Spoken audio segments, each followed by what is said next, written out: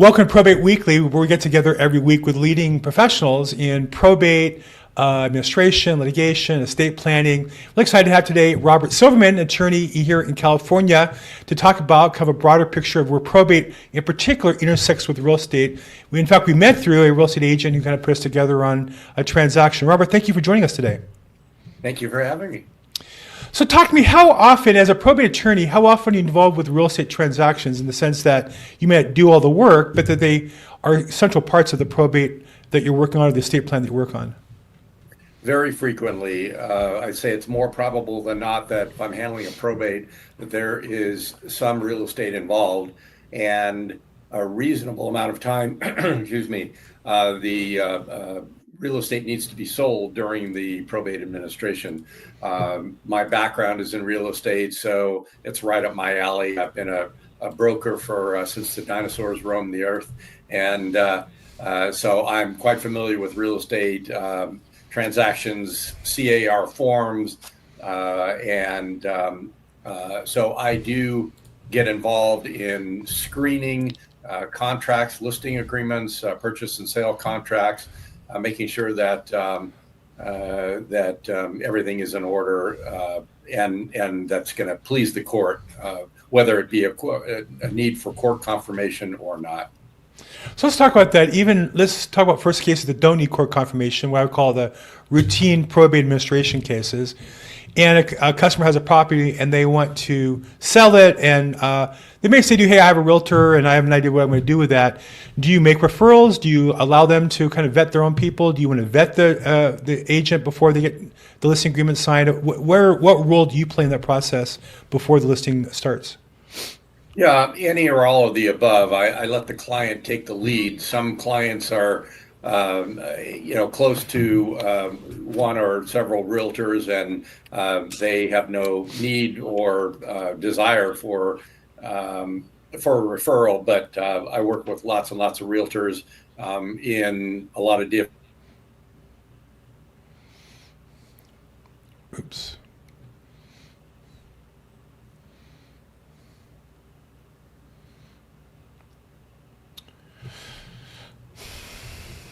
Okay. Regions.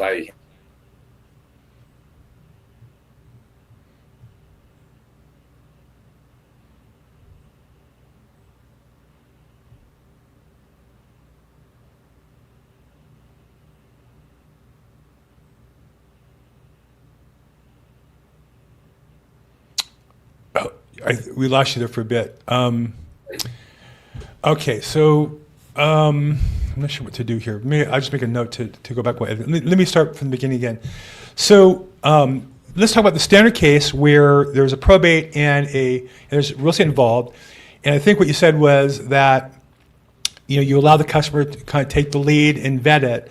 So imagine a customer says to you, well, I have a real estate agent, I want to sell the house. Do you expect to see the listing agreement before it's executed? Do you get it after the fact and double check it? Do you not bother with it? And if you know the real estate agent seems to be legitimate, let them handle that? What role do you play in that process? I'm somewhat flexible, although I do greatly prefer, and tell clients that I greatly prefer to look at the listing agreement before. There are a few, typically they use standard forms, and there's not a lot to object to, but a couple of things in particular I look at. One is my client going to be signing it or asked to be signing it in a representative capacity as the administrator or executor of the estate, as opposed to individually? That's important. There's no reason for a client to take on potential liability individually when they're acting in a representative capacity. So that's an easy flag and a relatively common flag that I have to wave to say, look, we need to change this. The other is the listing term. Oftentimes, realtors want a longer term. They want to do more marketing. They're going to be invested in it. I understand from the real estate agent's standpoint why they would want a longer listing period of time. When I say longer, I'm talking about 6 months or 9 months or a year. whereas all the standard forms and the courts really frown upon or just reject the more than 90-day term. So it can always be extended. Yeah, I think as a real estate agent, I've had customers come to me and not be happy with the real estate agent, and the listing would say 6 months. I'd say technically it's invalid. And I mean, I'm not an attorney giving the legal advice. I'm giving them, here's the code, and here's what this says, and here's what my broker tells me we're allowed to advise you. And based on it not being valid, you can walk away from it. And I think, of course, there's always issues with that, but a common mistake agents make, if their default 6 months is on a probate, you have to limit to 9 months, to 90 days. So, okay, so a real estate agent, so here's a question that we often ask as realtors. So do I send it to you beforehand, let the customer do that? To me, I feel like I should just default, if I know who you are, send you a copy. You can delete the email. I'm not going to be offended. But at least I send it to you. You have the chance to look at it, or you have the chance to reply back and say, what the hell are you doing? You know, this really isn't a probate, it's a this. Or would you rather not get the instruction because it's just causing you more work than you want to be bothered with up front? What's the best practice for an agent? Are you talking about the listing agreement or the purchase and sale contract? Let's talk about the listing agreement first. In the very beginning process, and for me, I feel like I always want to send it and use that as an excuse to start the relationship with the attorney. Like, what do we talk about? Well, you want me to call you and say hi and tell you my life story, but if I'm meeting with a client of yours and it got that far, that might prompt a conversation. Hey, who are you and what do you do?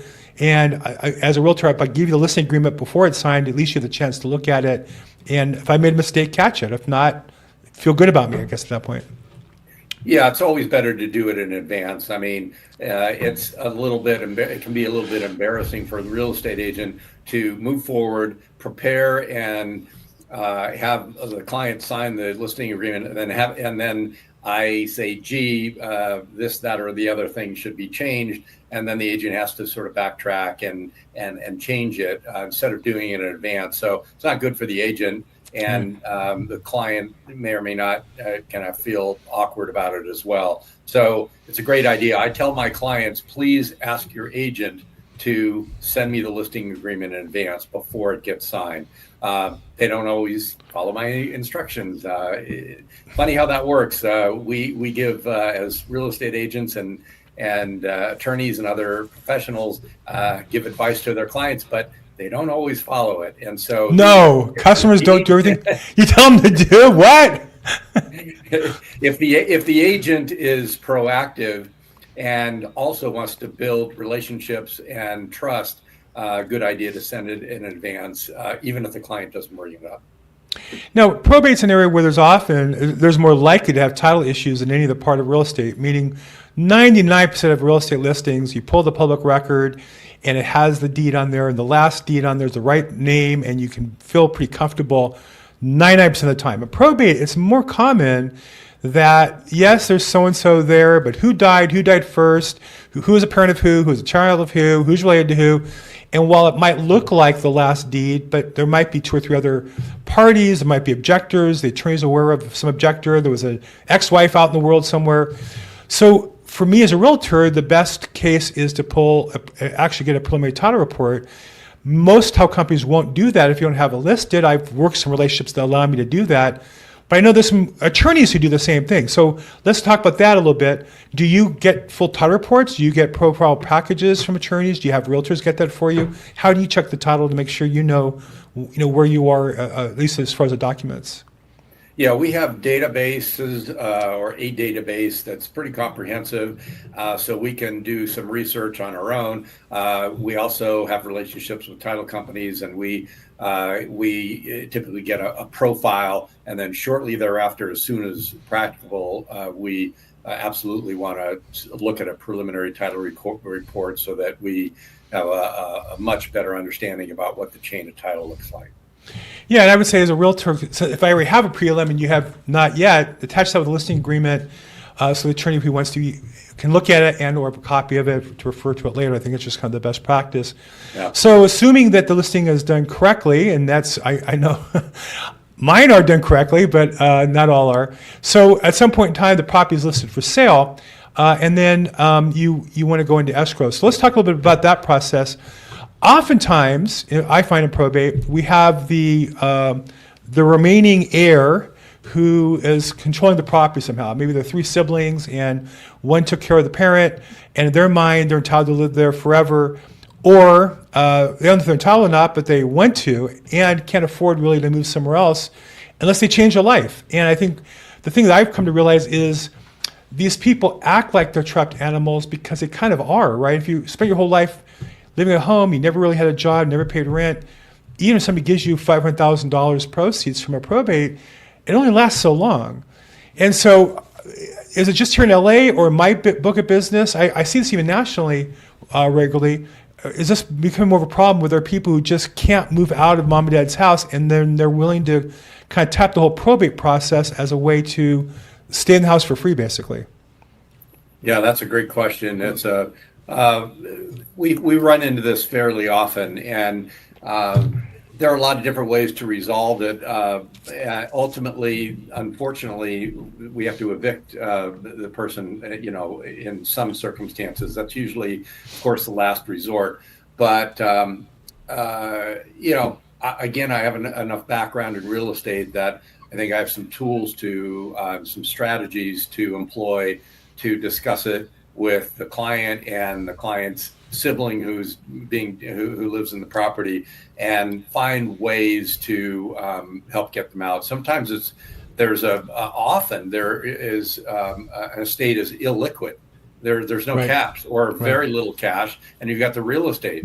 So and the person who's occupying the property may not have resources to move. So sometimes, of course, real estate agents and their firms have programs to advance some funds. Yeah. So we do. I'm not sure in other states because I'm in California here, but in California we often or sometimes avail ourselves of the cash for keys strategy, where we entice the occupant to move out based on getting them some cash and condition the cash upon them moving out. And sort of there's an easy way and a hard way. The easy way is take this cash, use the resources, go and move out. You're going to have to move out eventually anyway. And the hard way is if you don't cooperate, we're just not going to have any choice, but we need to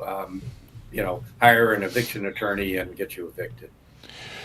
I found one strategies we use is where there's a beneficiary, rather than eviction, the threat really is partition, because at the end of the probate, if the property is distributed, if we can't sell it, then all we can do is distribute the property equally.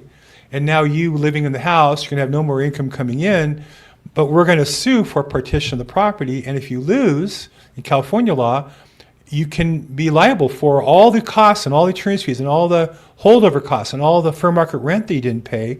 And that's going to come out of your beneficial interest in the estate at some point.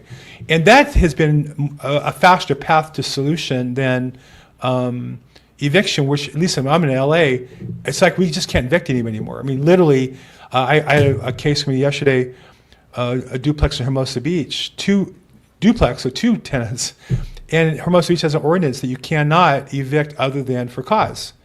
In fact, my tenant landlord rights guy, his most active business now is checking criminal records of tenants, because if there's something going on there, you can evict for cause, for drugs. That becomes then a possible solution. So this is an area that's becoming much more challenging. I don't know if you see that. I kind of work in the lower income, I think, more than many do, but it's increasing it's just becoming more of a problem. I just feel like that's a tidal wave that's just coming into our real estate market overall. So that is a very interesting point. And are you sure you're not an attorney, Bill? No, this is all I do though. All I do is probate and real estate all day long. So I try to say to attorneys with respect. I don't know the law. I don't fill out pleadings, but I know my niche pretty well, and I'm here to help. Yeah. I've done a bunch of them, so that's the key thing. No, I'm impressed because on the one hand, the caliber of real estate agents in my experience has gone up dramatically in the last several decades. I mean, I got my license. I'm just going to be revealing how old I am here, but by indirectly. But I got my license in 1979 and my broker's license in 1981. Wow. And over the decades since I've been licensed, since I got my license, I've just seen an overall big increase in the expertise and the sophistication of real estate agents. Having said that, partition is a legal doctrine that quite a few agents really aren't familiar with, and it's an excellent one. And I've run into it over my career outside of probate. A co-owner comes to me and says, I've owned this property with my brother or my friend or whoever, and for quite a while, I want to sell. He doesn't want to. My co-owner doesn't want to sell, so we can't put it on the market. I've offered to buy him out at what I think is a fair price. He doesn't want to do that. I'm stuck, right? I said, no, you're not stuck. There's this wonderful doctrine in California and probably in virtually all states that allows a co-owner to go in and into the court and force the sale of a property in more than 95% of the circumstances. And so it is a good tool. In probate, the benefit of doing that is, as you say, Bill, instead of having an eviction and problems, we just close the probate and we distribute, instead of distributing sale proceeds after a sale of the property that takes place during the probate, we actually distribute the property itself and fractional interest in the property to a 33 and a third percent to each of the three kids who are inheriting, for example, and then let them deal with it by agreement or by filing partition action after the fact. In some respects, I mean, it's easier and cleaner and better, but it also just kicks the can down the road. So you have to sort of weigh the pros and cons of just taking care of it within the probate before the probate closes, or letting it be an option by distributing the property itself. That's actually there is an alternative there. I think that's going to be continuing growing in frequency in that we both have more militant tenants/occupants, often with the beneficiaries. But once they're a beneficiary and they co-own the property, they lose all the tenants' rights and they lose all the eviction protections. They're now just an owner of the property. And in fact, all the costs go against them at the end if you're victorious. And so I think that becomes a tool that sometimes they have to be careful what they ask for. And we've been using that successfully where we said, look, we can sell with you or without you. And I'm the realtor. I don't really care. One way we're going to sell it, I'd like to sell with you, we'll get a higher price. I like to avoid the legal, and I get paid now rather than 9 months from now or a year from now. But you're going to lose, and you're going to lose big. You're going to pay your attorney to defend yourself and the other guy's attorney.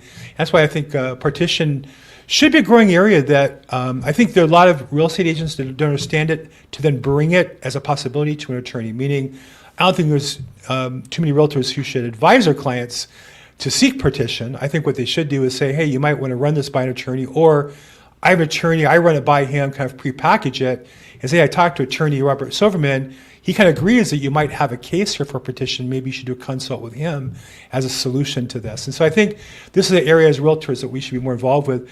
And I think, I saw a statistic on how much property, I want to say I saw a stat that nationwide, there are like over 1 million homes that are vacant over various disputes, and that number is just increasing with evictions and things like that.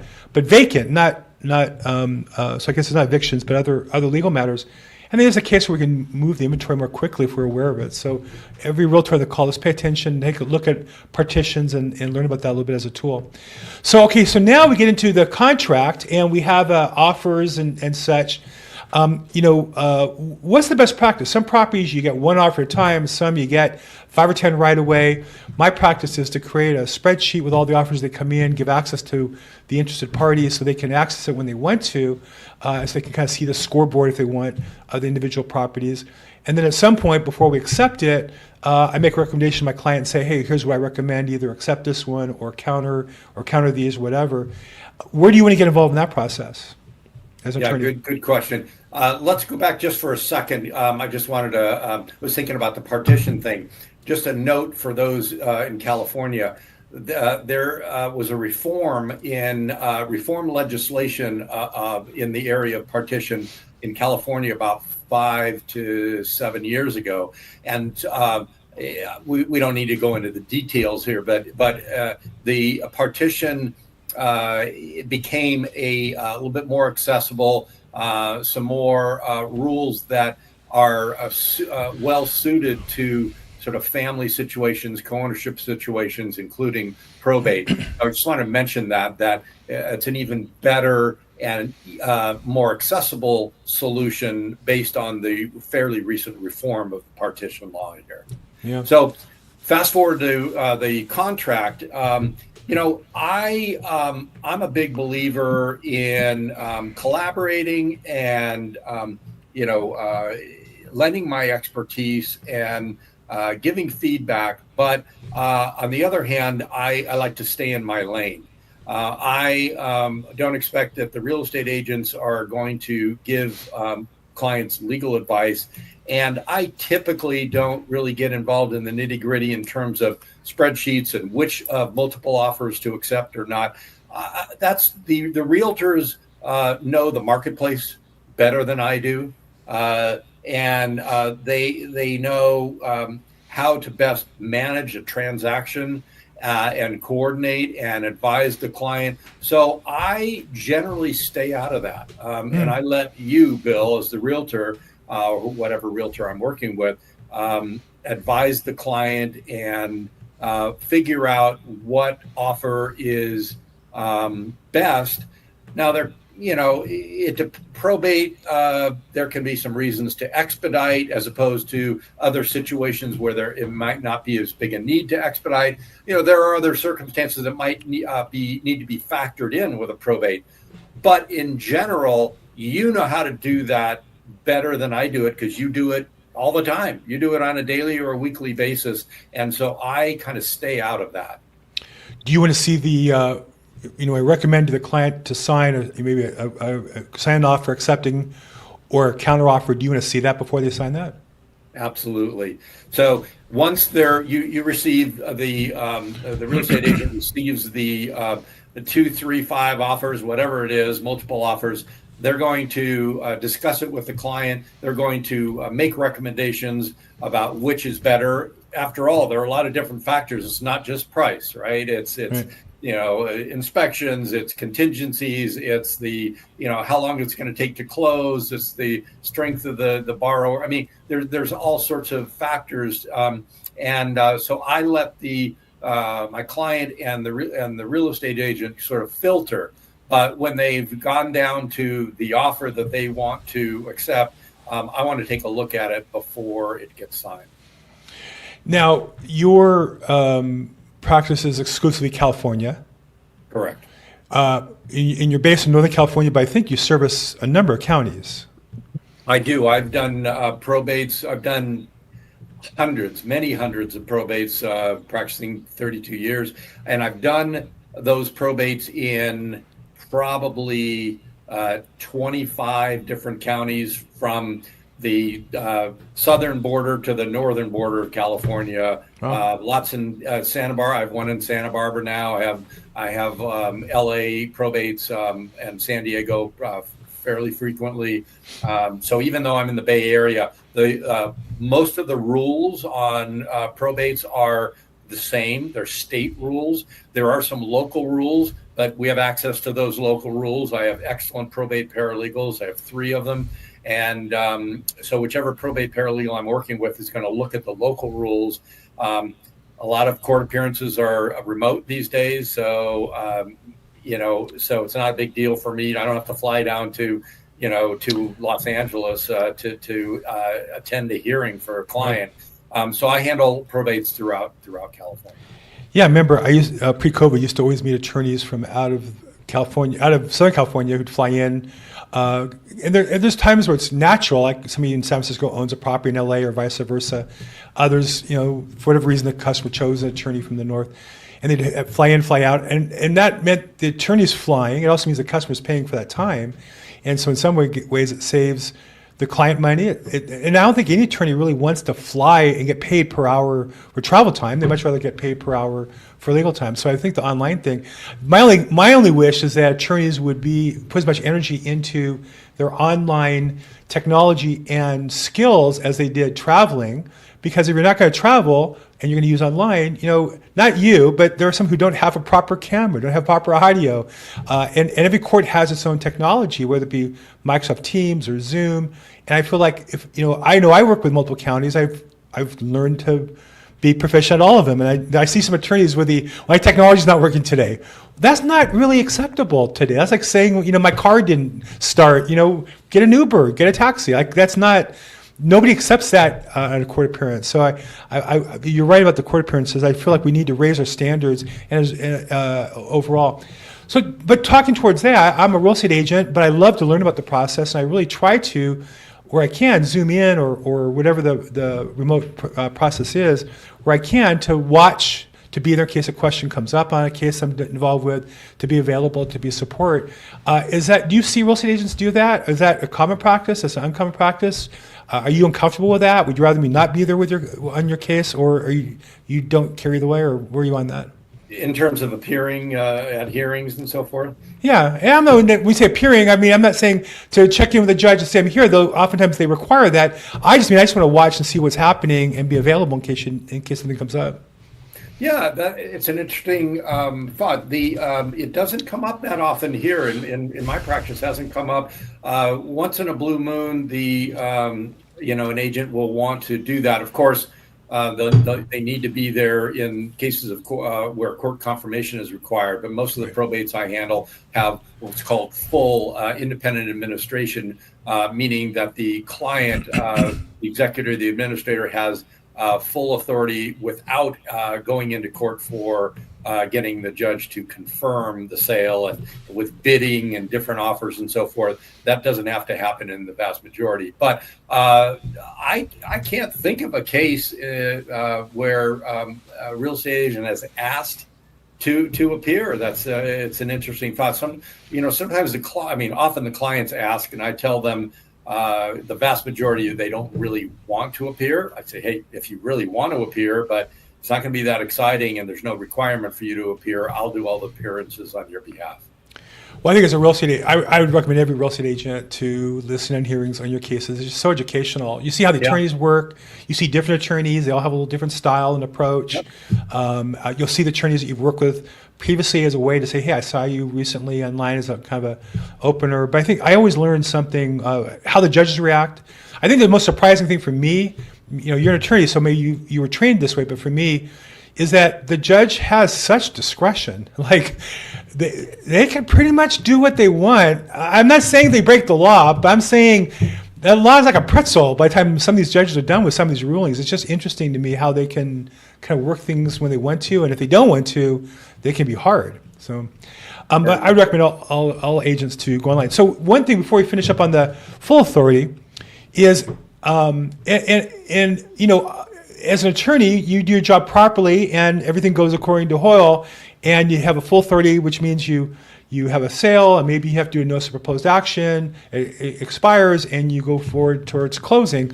As a real estate agent, on the form we put may not be required. There's court confirmation is required if it's a limited authority. We know it's required for whatever reasons.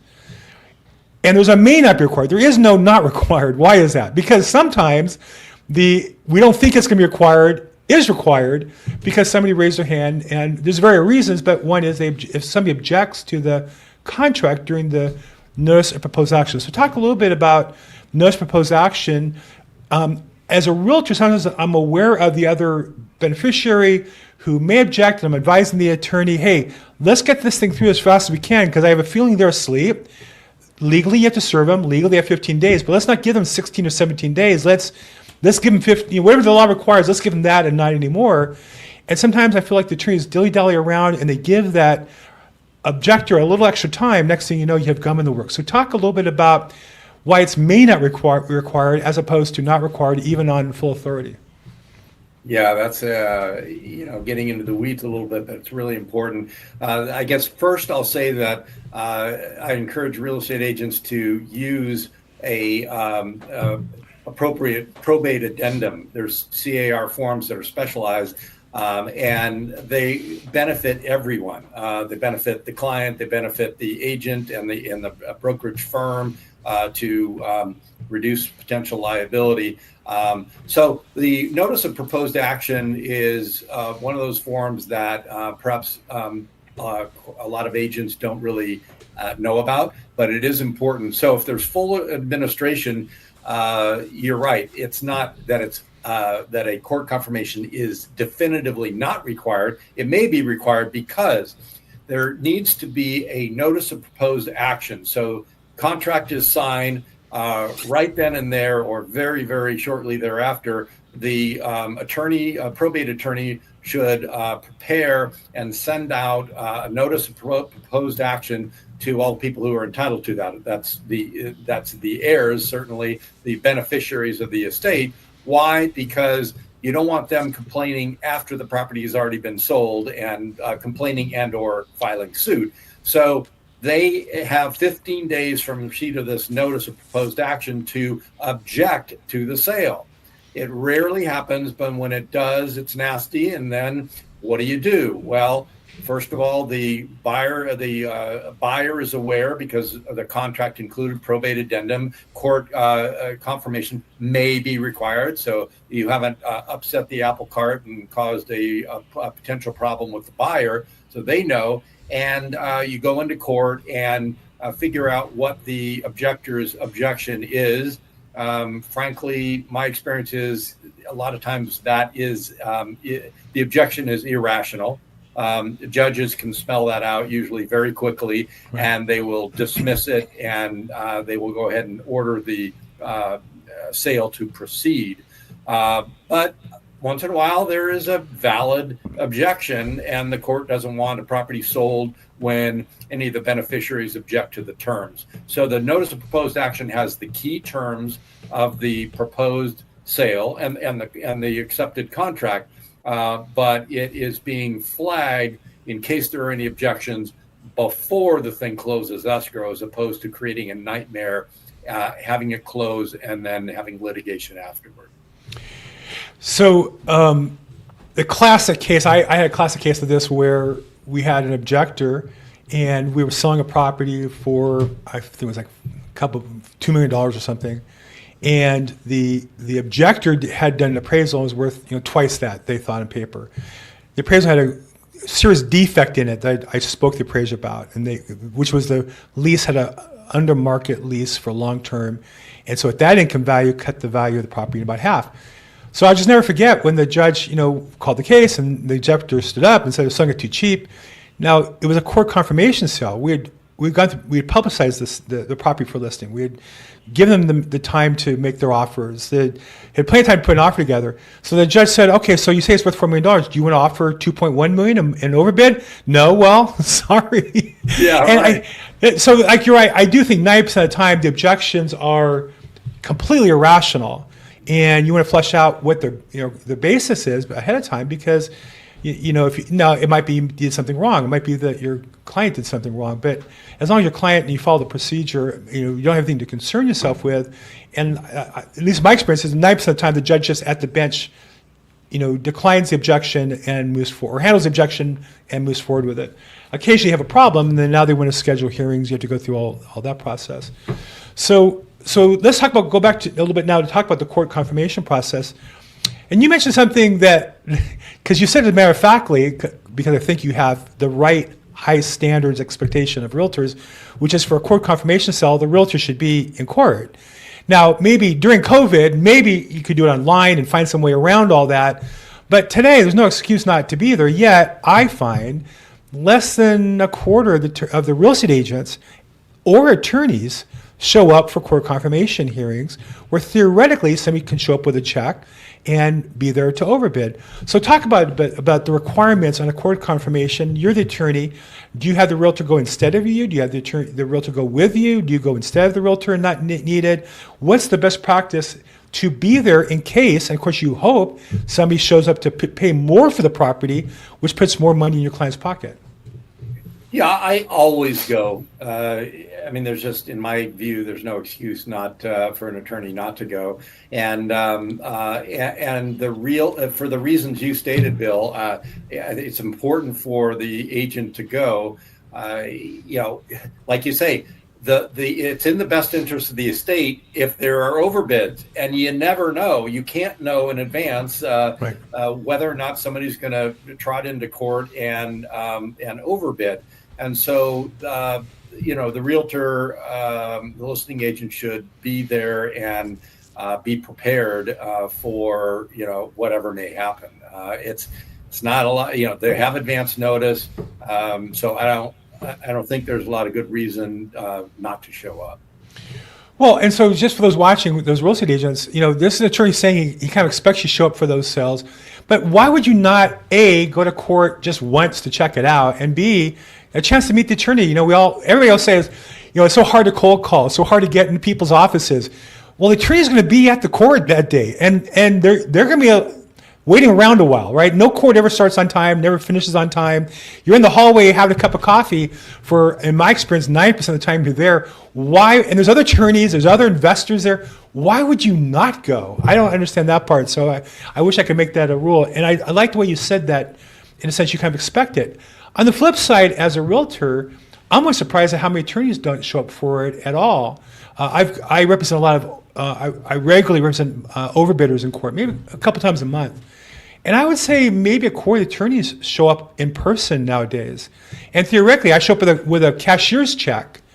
And now, they're surprised. The judge says, well, is somebody there to check it? I'm there. I can text you a copy of it. The good news is I don't have to check out of my hands. And I've had attorneys ask me, will I wait in court for an hour while they drive in from wherever they're at? Well, depends. If I want to have a relationship with you, yeah, I'll wait around for an hour or we can meet somewhere. But if I don't want to and make life difficult, and that becomes now a disadvantage for your client. So I think attorneys in particular, at least in California, at least in Los Angeles, you should show up. I don't know why that's not. So now let's say we either have a full authority, we pass through the NOPA stage, or court confirmation, court's confirmed, and now we go to closing. We close the escrow, and the real estate agent gets paid. But who doesn't get any money yet? The seller, or the estate. The estate gets it, but not the beneficiary. So talk a little bit about what that is, what that looks like before they get paid. Yeah, that's a distinction that is lost among a lot of folks. They think, okay, they're very encouraged at the beginning of the probate process or before the attorney's even hired. When the attorney, myself, I tell them, look, you've heard, you've read that the probate's a long process. It can take a year or longer. And they're envisioning, gee, I have to wait to sell the property. No, I tell them, as soon as you get the petition for probate's approved, and your authority, which is in a form that's issued by the court called letters of administration or letters testamentary, depending if there's a will or not. But that, as soon as you are granted that at the beginning of the process, you can go ahead and sell the property. But as you point out, Bill, that doesn't mean that the sale proceeds when the escrow closes is going out to the beneficiaries. No, it's a two-step process. One is you sell the property, the sale proceeds go into an estate bank account, not in the client's bank account, not in the beneficiary's bank account, but in an estate bank account, and nobody can take those funds, and the client is not authorized, absent a court order, to distribute those funds to a beneficiary. That has to wait until the probate closes, or occasionally when there's a real need and justification in the later mid to later stages of the probate, we can petition the court for a preliminary distribution of some funds if there's a need, and it's compliant with California law. We can petition for a preliminary distribution. That's fairly rare. Most of the time, the beneficiaries have to wait for all of the proceeds of a real estate sale and any and all of the other probate assets to get distribution of that upon the closing of the probate, when the judge signs the final order on the final petition. So there's a couple things that brings up. Obviously, first you mentioned the word bank account, and I always recommend a bank that specializes in fiduciary accounts because they're familiar, they understand the process. I've never had a customer tell me they walked into a branch at Bank of America and were happy with the service they got. It just seems like it's a problem. And so how do you handle open the bank account on behalf of your estates, or do you have customers do that? Is there a particular bank that you want to promote or recommend here online? I typically let the clients do that because oftentimes they have a local bank or a regional bank, and that's where they do their banking, and they have some relationships there. So we don't get usually kind of prescribe or recommend particular banks unless we're asked about it. But we make sure to work with the CPA who's preparing the tax returns for the estate, and at the very beginning get a tax ID number, which is real important because a lot of times, or sometimes clients might be inclined to go down and try to open an estate bank account. And one of the first things they're going to ask is, hey, first, we want to see a copy of the letters of administration or letters testamentary. And second, what's the tax ID number? And the client says, oh, gee, I don't know. Maybe it should be my Social Security number. No, time out. No. And there should be a separate tax ID number. Sometimes probate attorneys obtain that from the IRS. We don't, because we want tax-related things to start and finish with the CPA. That just depends on the attorney. But it's important to get an estate tax ID number distinct from any Social Security number of the client or any of the beneficiaries, and then establish a bank account. And it's usually pretty straightforward for the client to do that. If a client has difficulty, then we'll help them go down. I'll have one of my paralegals go down to the bank with them or whatever if they need help to do that. It seems to me that Wells Fargo's and Bank of America still ask for a wet certified copy of the letters versus there's other banks I work with that will just take an online version because you can verify online. I always say to them, I can more easily forge a wet signature certification than an online one. You could check whether it's legitimate or not. Why would you consider that being a limiting factor? But Wells Fargo and Bank of America, I think, love punishing small users and really don't want that business. So, and then you mentioned also in passing, I think, an important part, which is the accountant who's going to file the tax returns. But is the accountant the one who does the financials for the final reporting as well? And is there a particular account that you work with, or do you have the customer find them on their own? Oftentimes, we use the CPA who was preparing and filing tax returns for the decedent prior to death, because that just makes sense. They have the background, they have a lot of information, they have information about income tax basis of assets and so forth. So that's easy as long as they're competent and they're willing to do, and they have some experience doing fiduciary accounting, which is tax return preparation and filing for periods of time post-death. That's different than a 540 and 1040, which is your routine state and federal, in California anyway, state and federal tax returns. This is fiduciary returns report income and expenses that for periods of time post-death, for which a Social Security number shouldn't be used any longer. But so we will,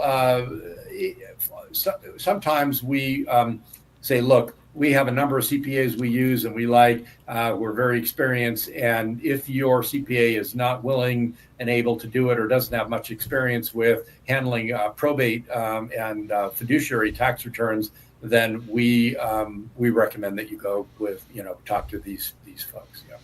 And at the end of the day, if the paperwork's not filed, then the customer's not get the distribution. So the accounting of the estate is critical. The filing of the tax return becomes a critical process. The bank account, the EIN number to open the bank account becomes critical. All these things are going to expedite or delay the customer getting their money at the end of the day. So you mentioned another word that I think is important in my business growing, which is fiduciary. More and more, maybe I'm kind of growing up the food chain of probate business, but larger estates, larger probate cases, and larger trust administrations often will have somebody passes, and rather than the heir step into the role, they're named in the will as the administrator or whatever, they're not capable of doing all the work involved. If there's a business or portfolio of property, for example, and they'll hire somebody to do the work for them as a fiduciary, that their job is strictly to represent the estate, and they're not the attorney, though they can be an attorney. They're not the accountant, though they can be an accountant. They're not the realtor, though they can be a realtor as well. But they're kind of replacing the role actively of that person. So talk a little bit about working with fiduciaries. I would think for you that would be, better business. I would think that'd be business we're doing with professional in some regards, that it's you're more able to kind of flex your legal muscles in less time, maybe having to explain things over and over, but also more complicated cases, I would think. Yes, the role of a private professional fiduciary, I should say licensed private professional fiduciary in California, is really a wonderful opportunity, and fiduciaries can be take the role of assisting the family member who happens to be the executor, the administrator of the estate, or they can be the direct representative. So I have two different probates, one in Santa Barbara and one in Sacramento right now, each of which I represent. My client, who is the administrator of the estate, is a licensed private fiduciary. To go back for a second, many people don't know that, at least in California, there is a licensing scheme, a set of statutes that allow experienced professionals who have meet certain educational requirements to be certified as a licensed private professional fiduciary. They are by statute insured, bonded, and have a certain level of experience. So we sort of raised the bar. 20 years ago, 30 years ago, you could just hang a shingle out and call yourself a licensed fiduciary. You didn't have to have any experience or credentials. And now we've elevated that into a licensed profession. They're often very good. And so they can play an important role in the probate process or trust administration and a lot of other roles, either indirectly or directly as a client.